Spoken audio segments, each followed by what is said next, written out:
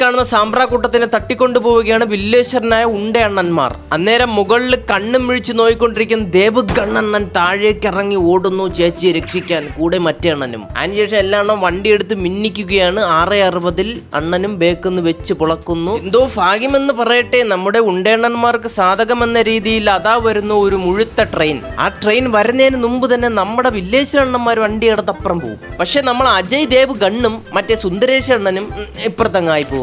സ്വാഭാവികമായിട്ട് ഇപ്പൊ നമ്മളാണ് ഇങ്ങനെ ജയിച്ച് ചെയ്യുന്നത്. നമ്മളിപ്പോ ഇങ്ങനെ ഒരു സ്ഥലത്ത് അകപ്പെട്ട് പോയാൽ ഒരു ട്രെയിൻ പോവേണ്, നമ്മൾ എന്ത് ചെയ്യും? ഒരു മാങ്ങാത്തൊലിയും ചെയ്യാൻ പറ്റൂലെന്ന് നമ്മൾ ഇങ്ങനെ നിൽക്കും, കണ്ണും മെഴിച്ച് ട്രെയിൻ പോണവരാ. കുറെ നേരം ആയില്ലേ. പക്ഷേ നമ്മളെ അണ്ണനെ ആരാണ്? സിനിമയിലെ നായകൻ, അമാനുഷികൻ. അണ്ണൻ ചെയ്യുന്ന പണി എന്തിനാണെന്നൊന്ന് കണ്ടു നോക്കിയാൻ ട്രെയിൻ.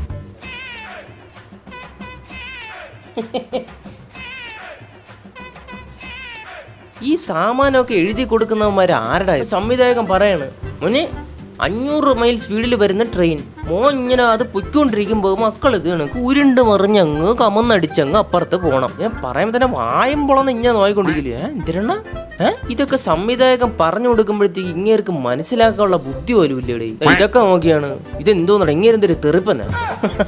പൊന്നാശാനെ കടുത്ത് പോയെന്ന് പറഞ്ഞാൽ കുറഞ്ഞു പോവും.